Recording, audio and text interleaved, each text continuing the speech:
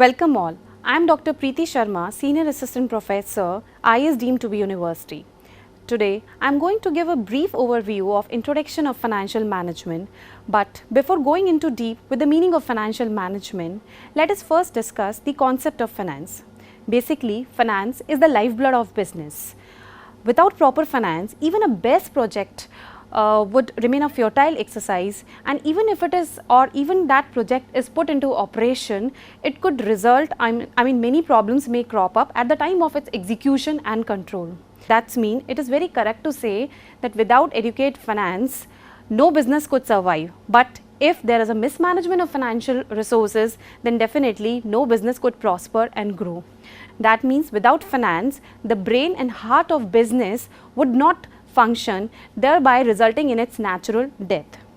Now, for understanding the concept of finance function, it is very important to understand the two main approaches of financial management, that is traditional approach and modern approach. According to traditional approach, basically it is confined related to procurement of resources. That means raising different sources of finance either by way of issuing equity shares, preference shares, debentures, or by taking loan from different financial institutions.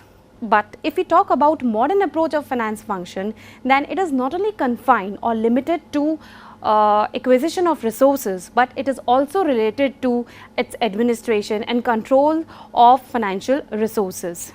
This modern approach can be understood with the help of three important functions which is required to be taken by the financial manager. These three important decisions which is taken by the financial manager is financing decisions,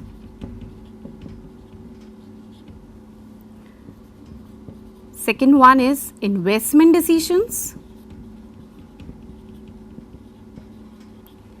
and third one is dividend decisions.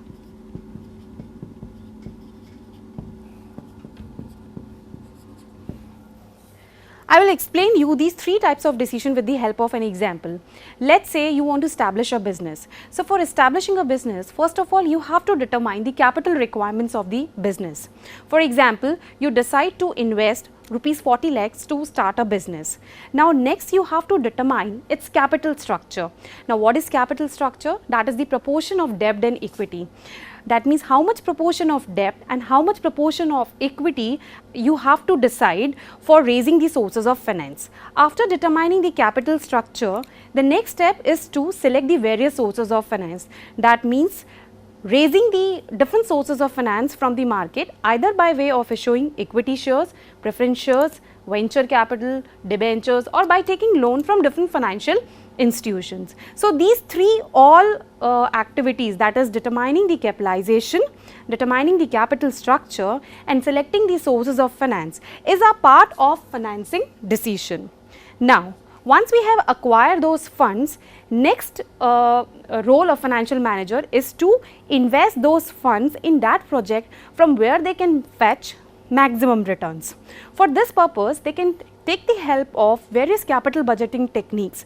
These techniques would help while taking the investment decision among various alternatives. Next type of decision is dividend decision, which is related to distribution of profits regarding payment of dividend and retained earnings. That means they have to take this decision that how much profit they have to distribute it among the shareholders in the form of profit, and how much they have to retain it, which can be further used for the expansion of the business. So these are three important financial decisions which is required to be taken by the financial manager. Now let us understand the meaning of financial management. Basically, financial management is a composition of two words, that is financial and management.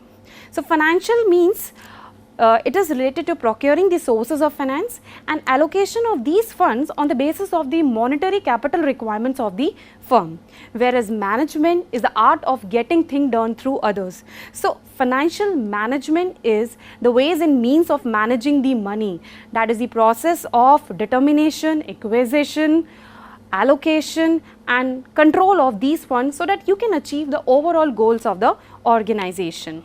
Financial management is considered a very important aspect of any kind of organization. Now, why it is an essential part of any kind of organization?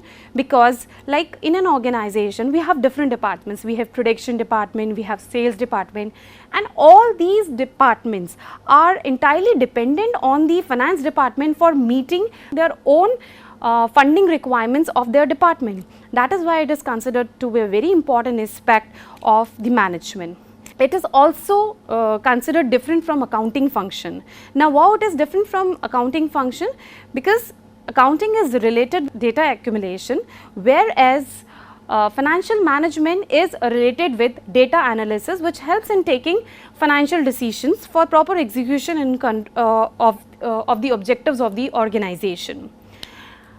Another important feature of financial management is that it is applicable to all types of organization, whether it's service organization or it's trading organization or it's manufacturing organization, irrespective of their size, nature, ownership or control. So, these are some of the features of financial management.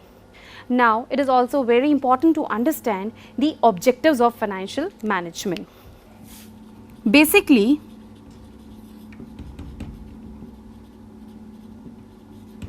there are two main objectives of financial management, that is profit maximization and another one is wealth maximization.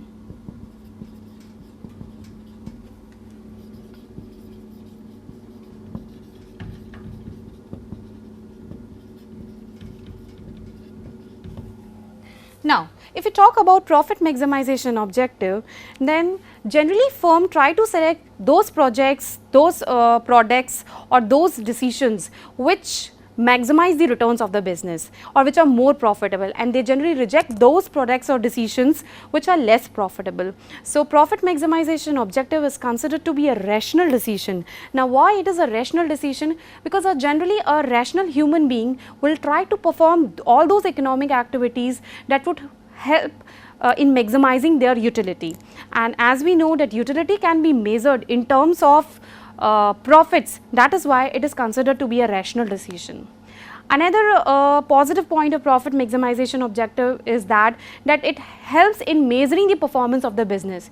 So, like if we want to measure the performance with the current year performance with the previous year, then we can measure it with the help of profits. Similarly, if we want to make a comparison between two companies, then we can compare it with by measuring the profits of these two different companies.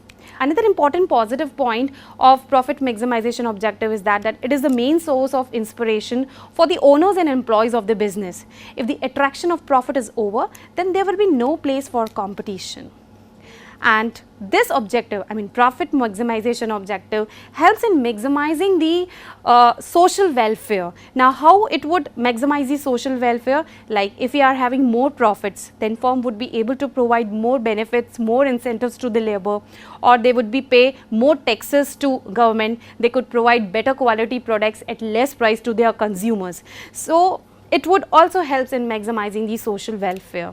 And at last, all strategic and tactical decisions are always decided keeping in view this profit maximization objective. That is why these are some of the positive points of profit maximization objective. But apart from that, it also suffers from some limitations. Basically, this concept is vague in nature. Now, why it is vague in nature? As we know, we have different types of profits, like we have gross profit, net profit, operating profit, net operating profit, or profit before tax or after tax, but it is not clear that which profit we want to maximize. That is why it is a vague concept which is illogical in nature. Another thing or another negative point is that it does not consider time value of money. Time value of money means, as we know that present value of rupee today is always more than as compared to in future, but this objective does not consider it. Then apart from that, it does not consider the risk involved in different projects. Basically, it gives equal weightage to the volume of profits earned during different projects, but it does not consider the risk and uncertainty involved in that particular project. Another disadvantage of this objective is that it ignores social responsibility. Now, you just tell me, if a firm wants to maximize the profits, then sometimes they involve themselves in unfair trade practices in order to cut down their cost. How? Like they can provide less benefit or low wages to their employees. They would manipulate their accounts so that they could pay less taxes to government, or they would make compromise in the quality of the products, or they could increase the selling price in order to maximize their profits. So, these are some of the drawbacks of profit maximization objective, which is considered to be inappropriate, and that is why wealth maximization objective is considered to be a more superior objective as compared to profit maximization objective. Now, what is wealth maximization objective? Wealth maximization objective means maximizing the net present value of the wealth of the shareholders. So, when we are able to maximize the wealth of the shareholders, automatically it would help in increasing the market value of shares. Basically, wealth maximization considered the risk factor involved in different projects, which is not in case of profit maximization objectives. It also considers time value of money. On the other hand, it is also not vague in nature, like it is not in conflicts with other motives like maximizing the interest of the owners or maximizing the sales of the business. That is why wealth maximization is considered as a true indicator for the progress of the firm.